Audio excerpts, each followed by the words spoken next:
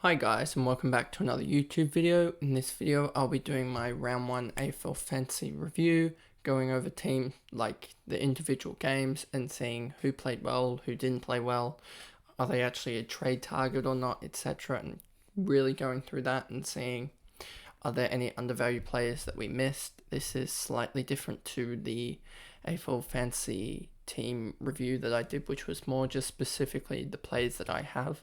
So this will be more in depth about the actual games and going through them. And this, for week 1 at least, this will just be sort of a wide scope of them. Whereas week 2, hopefully, I'll be able to do each individual game, etc. And that'll be released progressively over the week, such as there'll be one for Friday in terms of Thursday night's games, and then there'll be a Saturday one for the Friday night game, and so and so.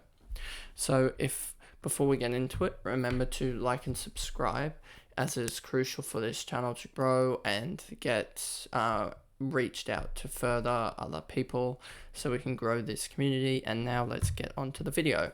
So here I've got they're using DT Live website to go through all of the games, and we'll go through the first game.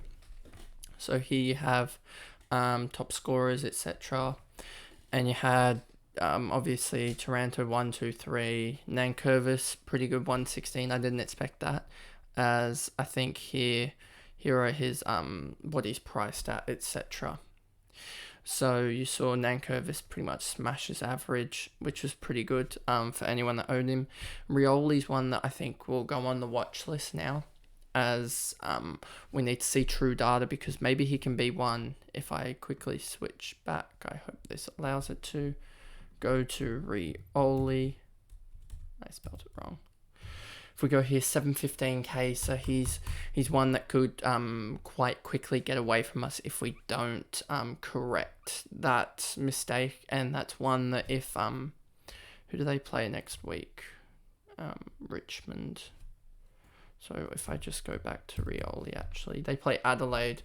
Let's look at this fixture list. So they play Adelaide, Collingwood. That's going to be a pretty tough run. So if he looks good in round 2 and gets a further price rise, and then he still looks pretty good in these games, I might look to get him in round 7 or so, because he has a really good run here up until, and he has the late buy as well.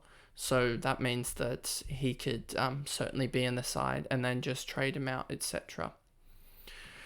So that's the option there.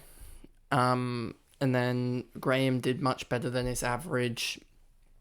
You got Bolton, who's, I think, was the one that we thought would go up rather than Rioli, but obviously here he's a little bit behind Rioli, but I guess we'll see with that. And then you got Jaden Short here at 79, and thankfully I didn't put him in over Whitfield. I mean, it would have caused pretty much the same thing, but it would have caused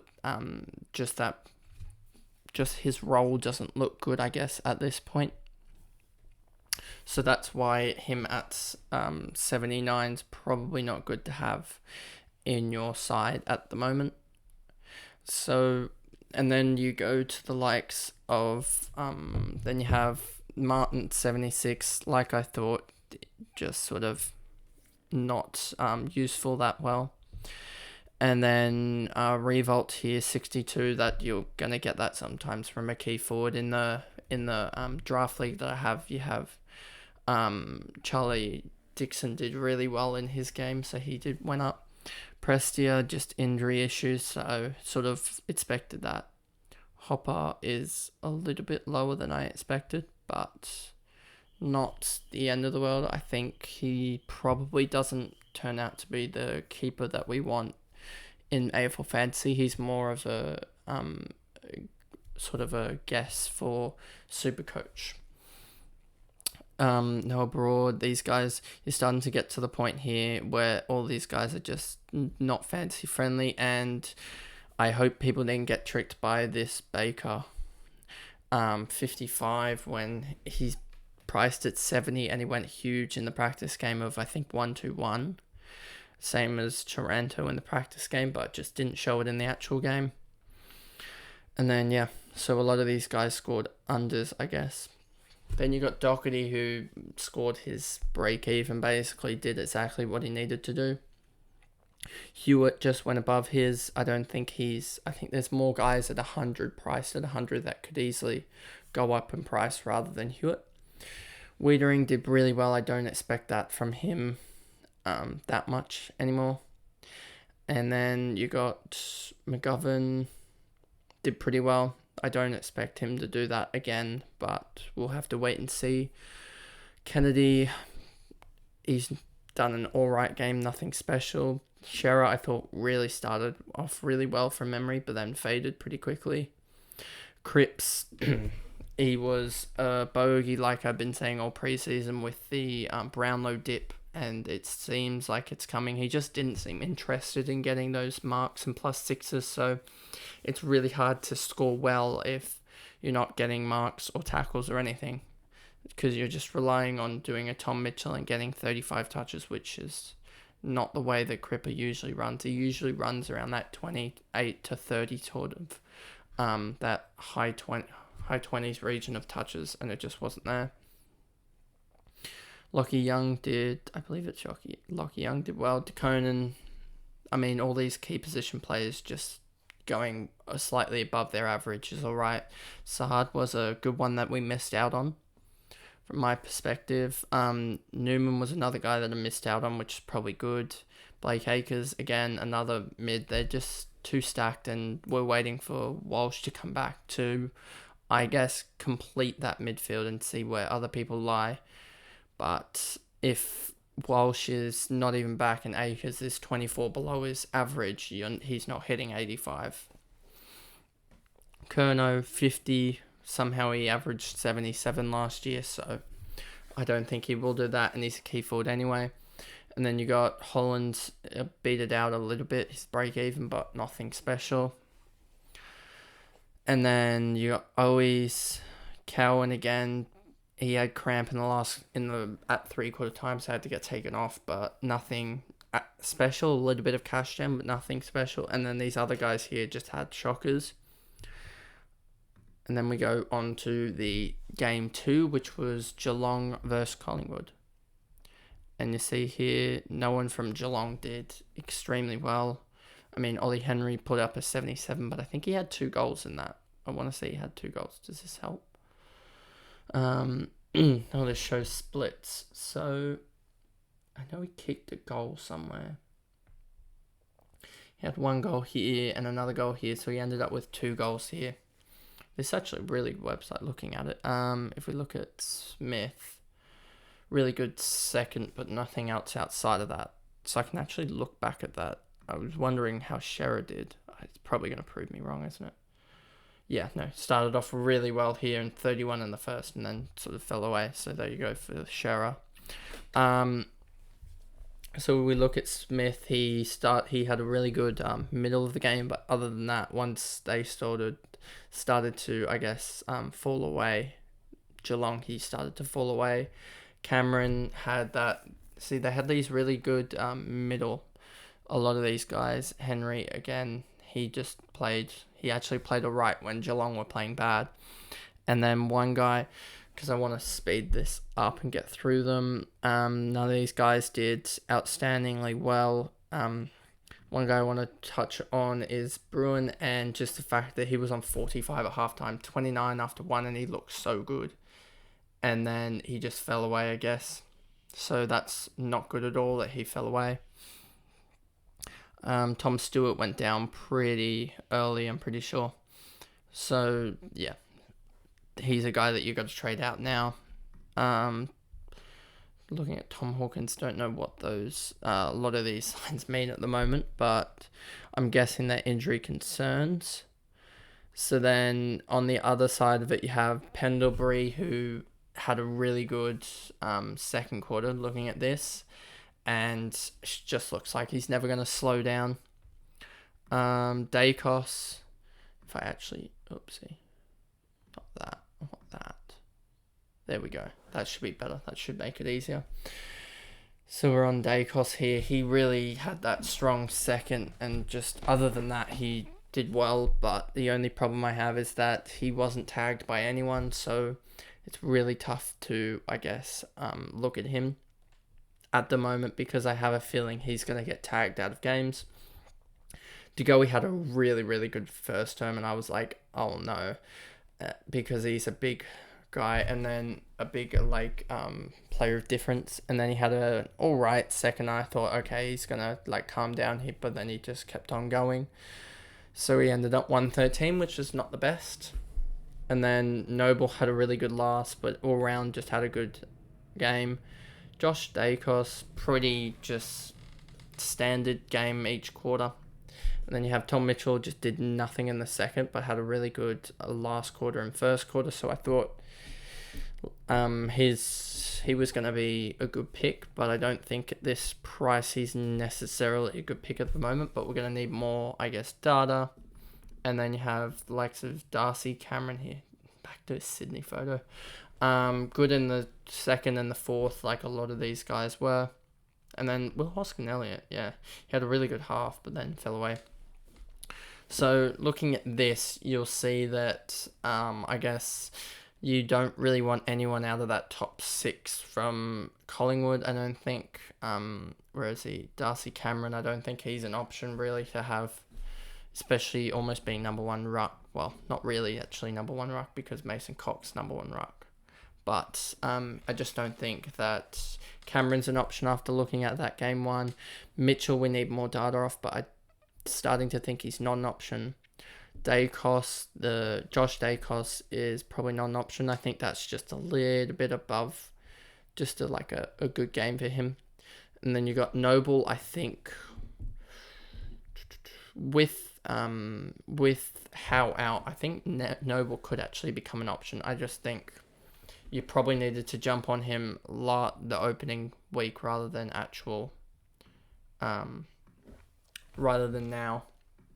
So now we move on to the 17th from verse 18th from last year, and you'll see you got Sheasel here who just had, quarter 2 was a bad quarter. He had 21 points. Other than that, he had a really good quarter, especially picking up a lot of marks here. It wasn't actually, a couple of marks here which really helped him out. Then you got Jack Siebel, who picked up a lot in the first 3 quarters and then sort of phased out a little bit.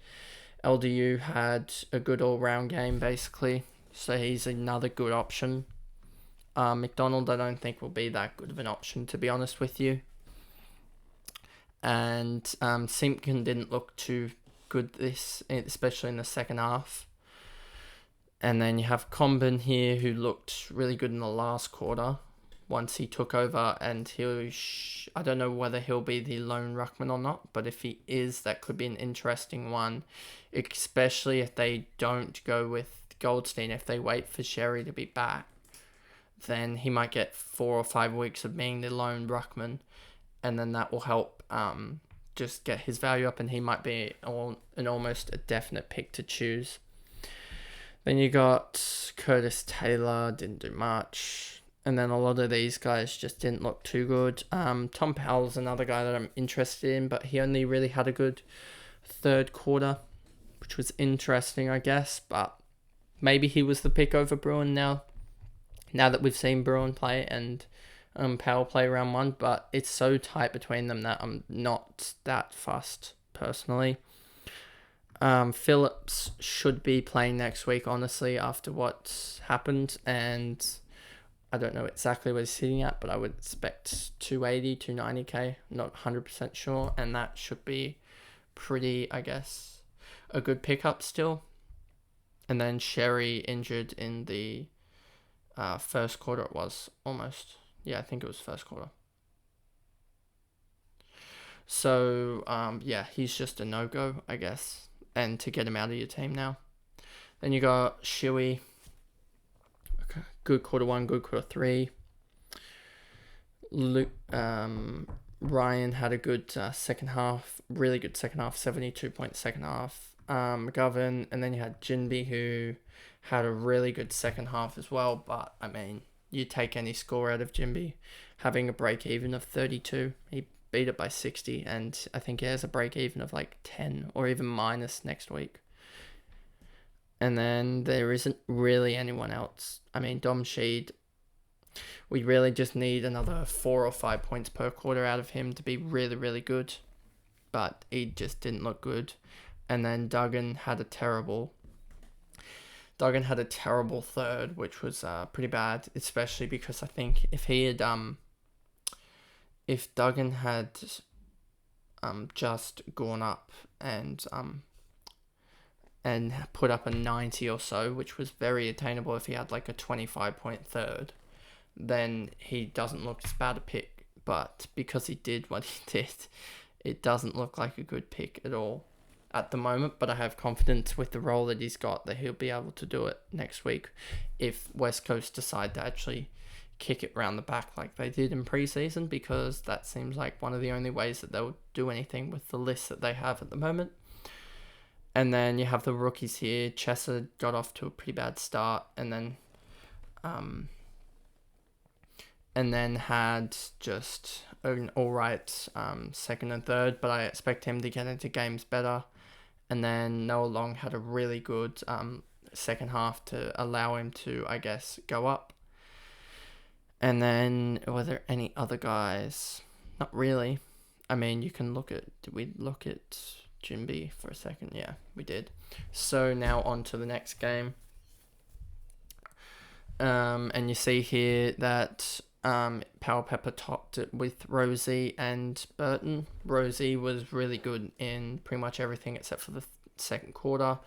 Good output for that, and I mean, he is going to be a top 6 forward. Then you have really interesting was Horn Francis. I was in a conversation with a guy messaging him, and he was really disappointed with Horn Francis at halftime, and then he just came out here and you'll see he took off, and it was pretty funny at that point that I guess I didn't really want Horn Francis to do well just because I'd seen he had a pretty high ownership. And to see him score 40 was pretty disappointing. No one else really here that did well. I mean, Lysette, he just sort of did what I thought he would do in the end. And I don't think there was any rookies, were there? No, there wasn't.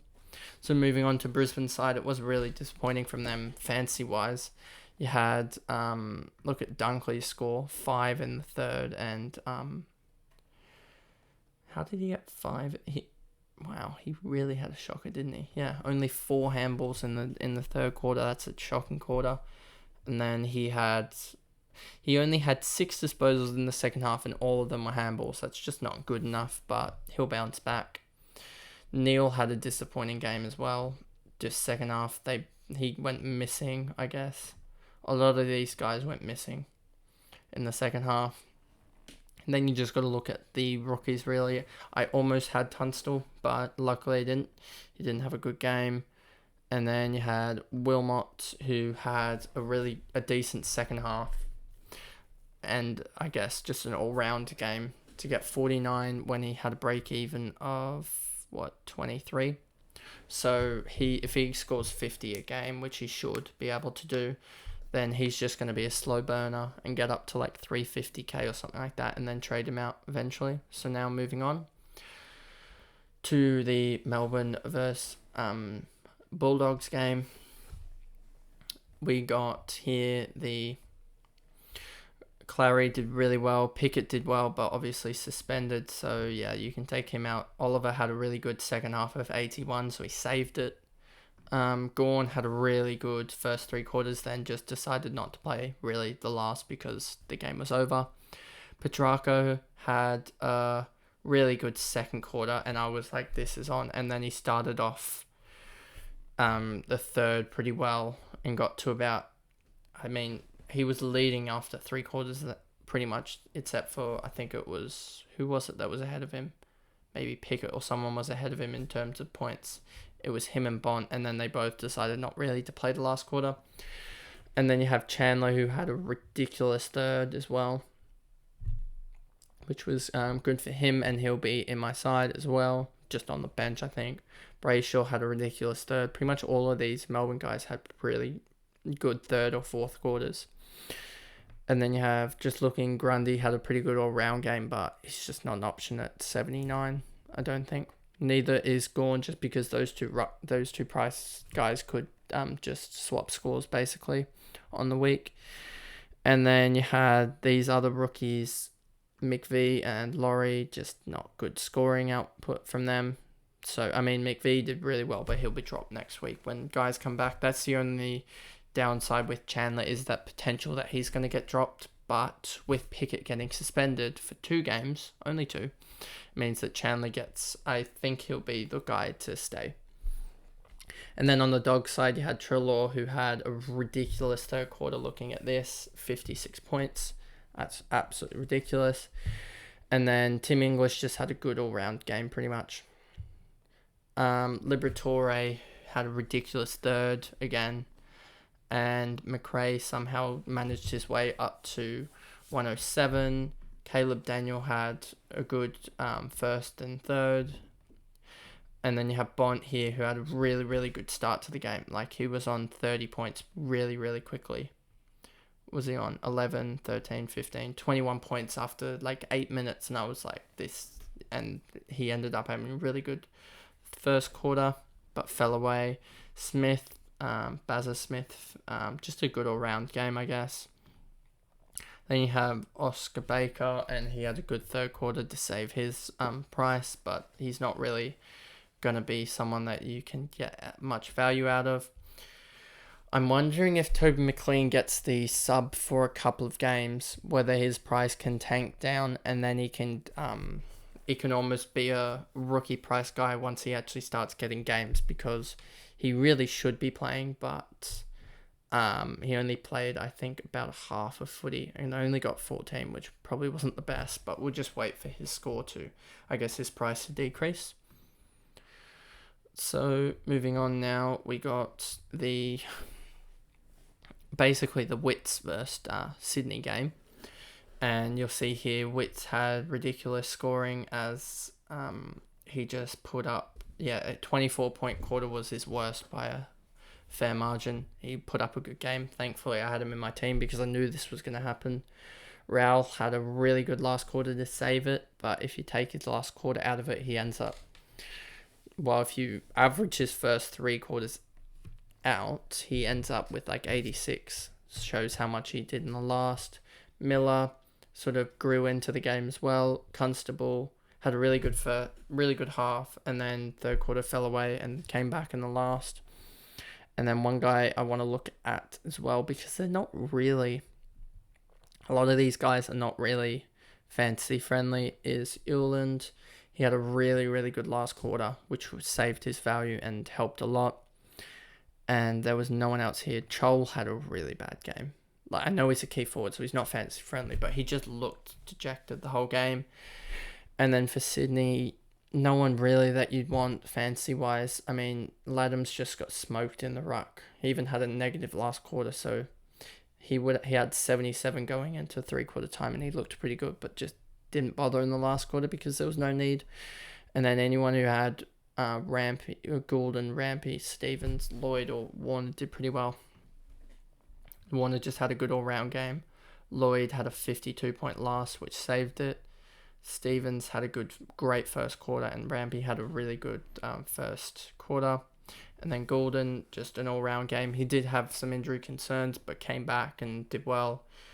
Blakey had a really good first and third, and that was basically it. And then Rowbottom didn't look, Mills had a good first, but then just didn't do anything really. Rowbottom, good all-round game. A lot of these guys are just going to, the thing about Sydney, they're a really good side, but they share it around a lot, so you're not going to see that good of, I guess, people scoring really well above their averages from last year. So now on to the GWS game, and you'll see here that it was basically the Tom Green show. Really good all-round game, and that was him. Cornelio, really good all-round. Green had a good second and fourth quarter, starting the comeback, and then you have the injuries for Kelly, he looked really good until the injury, obviously.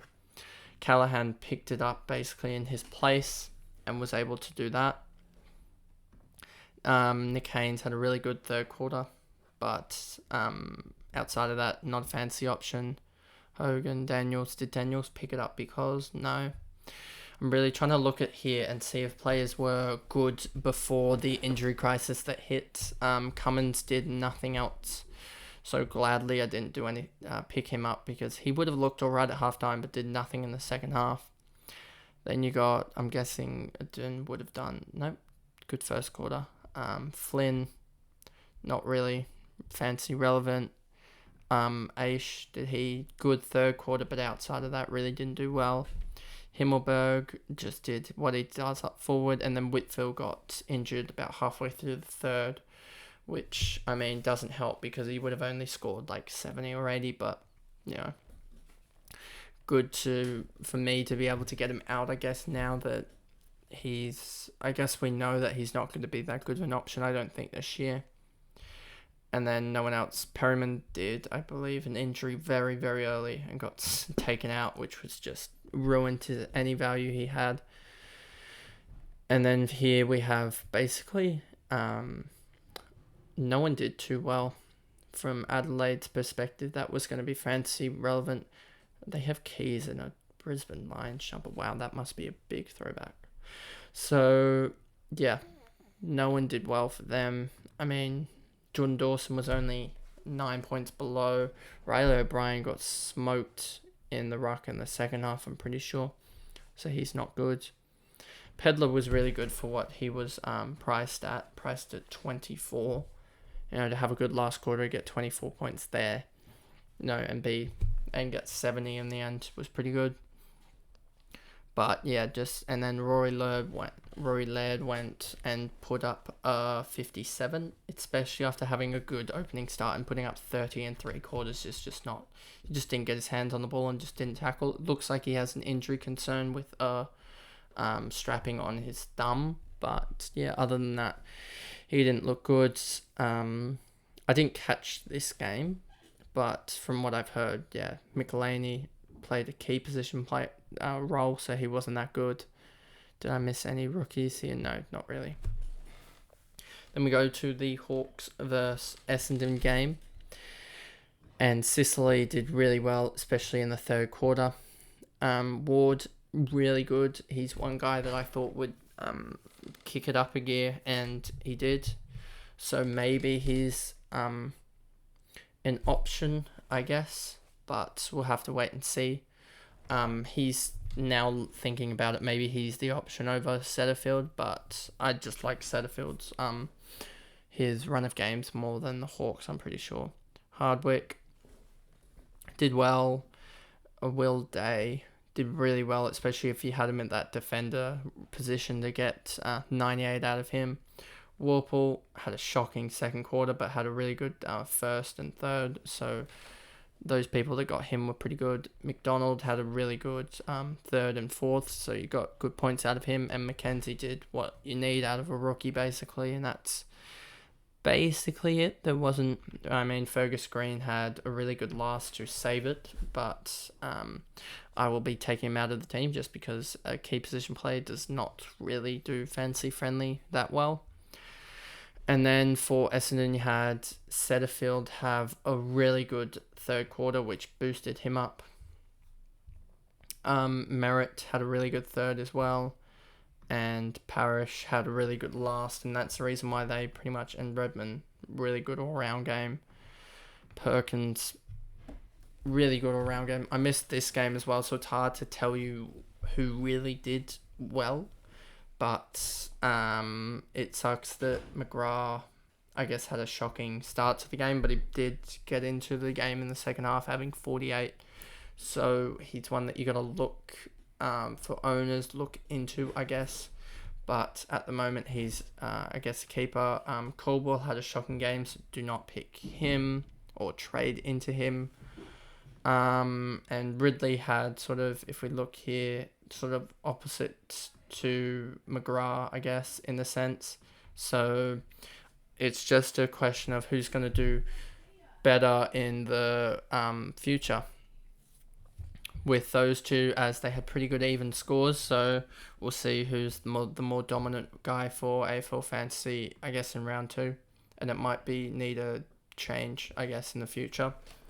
Now on to... Oh, no. Sorry, that is the same game. Now on to the last game for the St Kilda versus Fremantle. You had Steele do really well. Just had a down second quarter. If he had a good second quarter, that would have been a 120. Wood actually did surprisingly well, considering everything that I said about him not doing that well. And then Sinclair didn't have the game. And I think this is sort of the games that we'll see out of Sinclair, especially because I don't think he got tagged. I mean, he didn't get the ball because Freo just decided to hog it, but he didn't get tagged and he didn't do terribly well. So that's something. And then Rowan Marshall had a really bad second quarter. He had, what did he have? He just didn't get, he only got 7 somehow in the end. Don't know how. He had a minus tackle, plus tackle. I don't know how that ends up being 7. So yeah, he had a really bad second quarter. But aside from that, he's going to be a guy that will probably do better in other games, obviously, hopefully.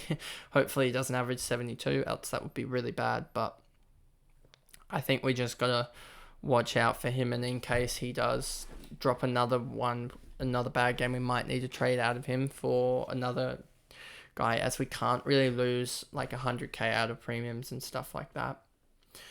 Philippou had a good first and last quarter to save it, but yeah, other than that, it wasn't too much from St Kilda's perspective. And then you had Ryan, who had just 35 points in each quarter. He had a ridiculous game. I wish I had picked him now. He was in my side at some point in my preseason. That would have been really good to pick him. Cox had a ridiculous game as well, considering he got 140 and had a last quarter of 8. He would have had 133 after 3 and looked at getting close to like 180. Young had 118 and sort of picked up the slack from Cox in the last quarter. Brayshaw 114. He didn't get tagged out of the game at all, so another miss from me. If I'd gone with the 3 or 4 Dockers players that I'd had in my team, I had at one point in my team Darcy, I had Brayshaw, I've had Young in there, and I had Ryan in there, I would have dined out, but I guess. And I think I had Clark in there at one point, or almost had Clark in there over Duggan, which would have been a much better pick. I wish I'd done that, but can't change it now. And yeah, Sarong didn't look good. So yeah, and then Brody didn't look too good as well, which is sort of disappointing. But I guess that's the review, or it's more so me just looking at the way people or players sort of had their splits, I guess. And it was sort of, I was trying to rush this through as I didn't want to make it too long, and I didn't want my computer to start slowing down frames. So I got through it in the end. It probably wasn't the most insightful, but especially those Sunday games, me just going off players that sort of did well and not really looking at it. But I guess next week it'll be more, it'll be better because it will be more fantasy based, I guess, and it'll be a lot more insightful. So I'll see you guys in another video. Thanks, guys.